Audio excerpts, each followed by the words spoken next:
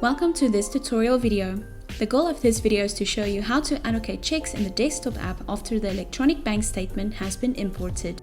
Let's show you how to allocate checks/payments.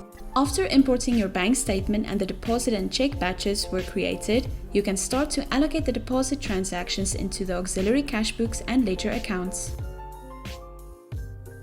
After you've logged into the desktop app, go into the Financials module from the navigator. Once you're logged in, click on the cash books in the top left corner. Ensure that you have the correct cash book selected. Click on the checks button, which is indicated by a calculator icon. Select existing batches option, where you will find a list of your batches below. Ensure that you select the correct batch by looking at its description or by right-clicking on it and select to view it. There is also the option to delete a batch. Click on the OK button to continue. The document number is automatically created. The action will indicate which type of allocation it is.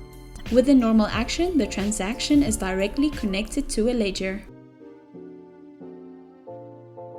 With the second transaction, we can set the action to creditor. This method can only be used if you don't use a cash book for checks.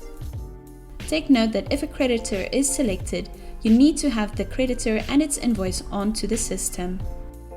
While you're in the creditors row, click on the Tab key on your keyboard and tab towards the amount column. From there, you will be able to select the correct creditor.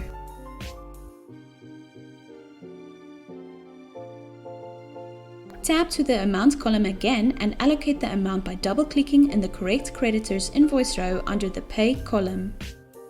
The invoice line's text will turn to blue, indicating that the amount has been allocated. With the third transaction, we can set the action to split in order to split the amount to different ledgers. Select the first ledger you wish to allocate the amount to.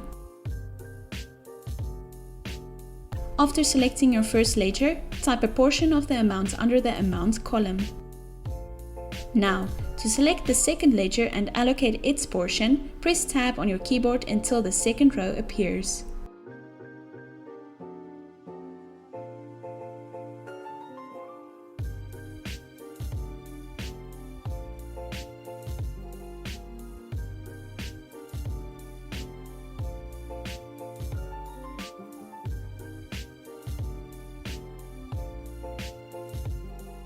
Take note that the VAT column is calculated by how the specific ledgers have been set up. Once you're happy with the batch of check allocations, click on the Exit button and then the Post button to post the batch. Otherwise, click on the Exit and Save button to continue with the batch later on. The Exit and Cancel button will delete the batch.